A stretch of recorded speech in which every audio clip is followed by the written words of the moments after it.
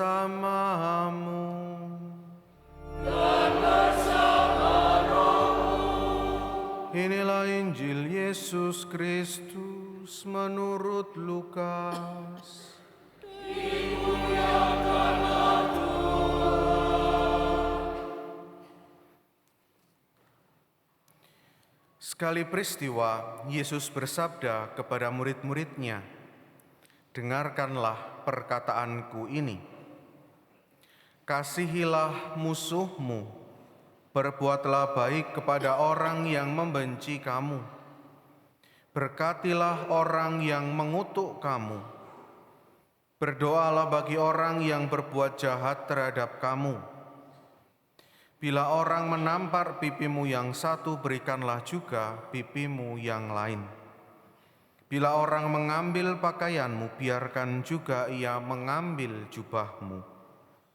Berilah kepada setiap orang yang meminta kepadamu, dan janganlah meminta kembali kepada orang yang mengambil milikmu. Sebagaimana kamu kehendaki supaya orang melakukan sesuatu kepadamu, lakukanlah juga demikian kepada mereka. Jika kamu mengasihi orang yang mengasihi kamu, apakah jasamu? Karena orang-orang berdosa pun mengasihi juga orang-orang yang mengasihi mereka. Sebab jika kamu berbuat baik kepada orang yang berbuat baik kepadamu, apakah jasamu? Orang-orang berdosa pun berbuat demikian. Jika kamu meminjamkan sesuatu kepada orang dengan harapan akan memperoleh sesuatu dari dia, apakah jasamu? Orang-orang berdosa pun meminjamkan kepada orang-orang berdosa supaya mereka menerima kembali sama banyak. Tetapi kamu, kasihilah musuhmu dan berbuatlah baik kepada mereka, dan pinjamkan tanpa mengharapkan balasan, maka upahmu akan besar, dan kamu akan menjadi anak-anak Allah yang Maha Tinggi. Sebab Ia baik terhadap orang-orang yang tidak tahu berterima kasih dan terhadap orang-orang yang jahat. Hendaklah kamu murah hati, sama seperti Bapamu adalah murah hati. Janganlah kamu menghakimi, maka kamu pun tidak akan dihakimi. Janganlah kamu suka mempersalahkan, maka kamu pun tidak akan dipersalahkan. Ampunilah, maka kamu akan diampuni. Berilah, maka kamu akan diberi.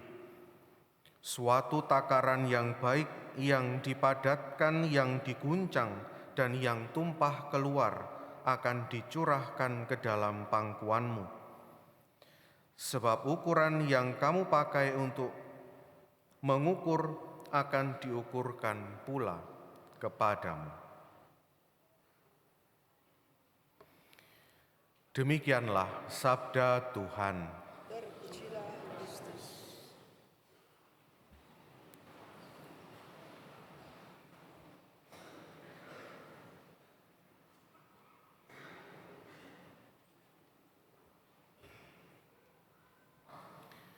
Bapak, Ibu, dan saudara-saudariku yang terkasih, bacaan Injil yang kita dengarkan hari ini merupakan kelanjutan dari bacaan Injil yang kita dengarkan minggu yang lalu.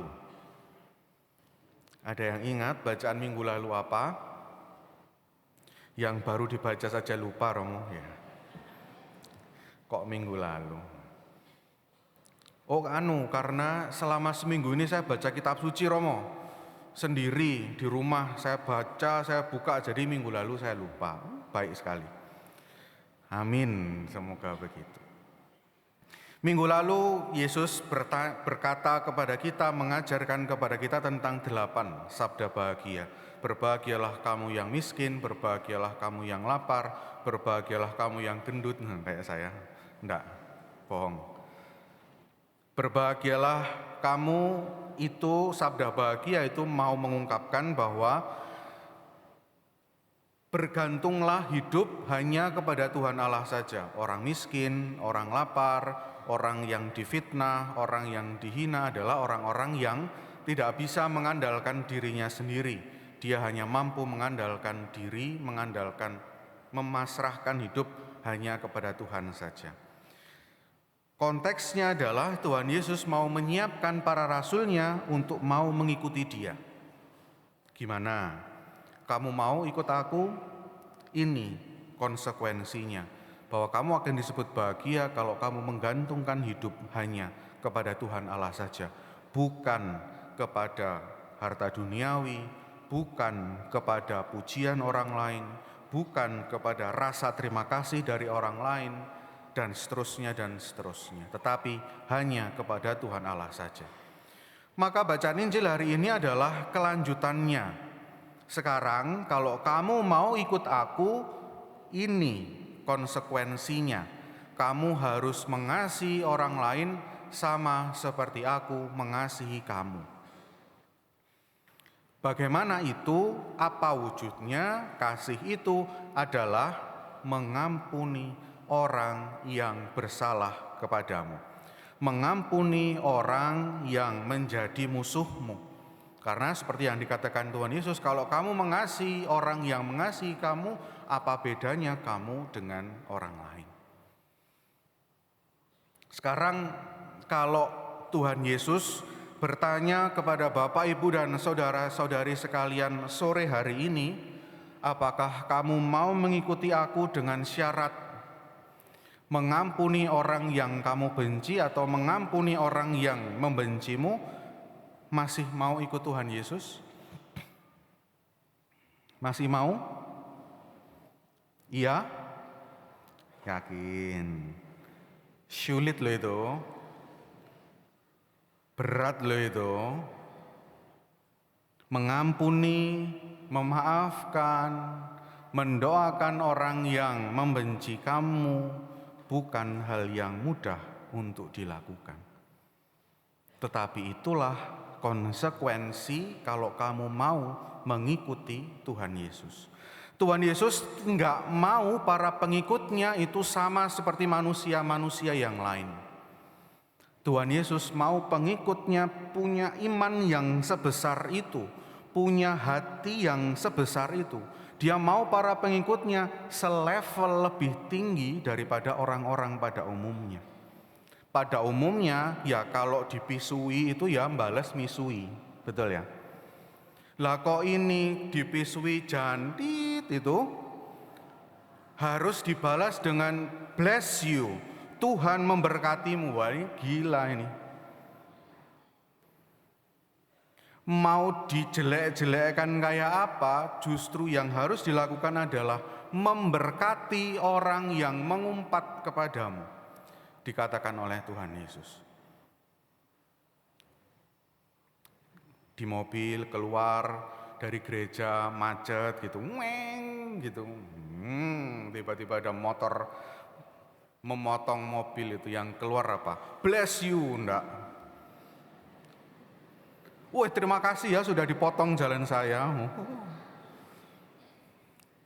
Atau ketemu orang muangkelno di jalan gitu misalnya, atau dimanapun gitu. Atau ketemu orang yang lihat mukanya saja sudah sewepet gitu. Tuhan Yesus meminta kepada kita simpel saja, sederhana saja, membalas semuanya dengan kasih. Membalas keburukan yang datang kepada kita dengan cinta yang sebesar itu. Kalau keburukan atau kebencian yang datang kepada kita itu segini, kita harus mengasihi paling enggak segini atau lebih besar daripada itu. Rasa-rasanya apa yang dikatakan oleh Tuhan Yesus itu enggak mungkin kita miliki, kita itu manusia. Iya Romo, itu kan Tuhan Yesus. Dia kan Tuhan, ya pasti bisa kalau dia melakukan hal itu. Sampai di atas kayu salib dia bilang, Tuhan ampunilah mereka karena mereka tidak tahu apa yang mereka lakukan. Loro loh disalib itu. Enggak cuman disalib, diludahi, dipecut, Nah, gak kurang-kurang gitu ya. Kita dimampukan untuk melakukan itu karena dalam bacaan yang kedua, Rasul Paulus mengatakan kepada kita karena kita diberi rahmat. Kita bukan hanya manusia yang alamiah saja, tetapi kepada kita diberi sebuah rahmat yang rohani. Rahmat itu apa? Rahmat itu adalah sakramen baptis yang diberikan kepada saya dan Anda semua. Kita dimampukan bukan karena kemampuan kita sendiri untuk mengampuni, untuk mendoakan orang-orang yang bersalah kepada kita, tetapi karena rahmat baptisan, karena rahmat pertobatan, karena pengampunan dosa yang diberikan kepada kita, maka kita pun dimampukan untuk melakukan itu semua. Selevel lebih tinggi. Kalau seharusnya balas dendam, tetapi kita mengampuni, selevel lebih tinggi. Dalam bacaan yang pertama kita bersama-sama melihat tentang permusuhan antara Saul dan Daud. Daud menjadi terkenal saat itu ketika dia berhasil mengalahkan Goliat. Dia anak kecil, bukan siapa-siapa, hanya berbekal batu mengalahkan Goliat. Saul melihat ketenaran Daud ini, marah, dia kalah tenar, maka dia menjauh dari Tuhan Allah. Dan dia ingin membunuh Daud dengan membawa 3.000 pasukan. Hanya untuk mengejar Daud yang satu orang, Saul membawa 3.000 pasukan. Bukan hanya orang biasa yang ditemui datang ke gereja, yuk sama-sama bunuh Daud gitu, enggak. 3.000 pasukan hanya untuk membunuh Daud saja. Tetapi ketika Daud sudah punya kesempatan itu, tinggal mak jelep maneh gitu. Tinggal mak ditutuk gitu, kepalanya tuk sampai bocor, sampai mati. Tetapi apa yang dilakukan oleh Daud? Dia mengambil tombak dan kendi raja itu dan mengembalikannya lagi kepada Saul.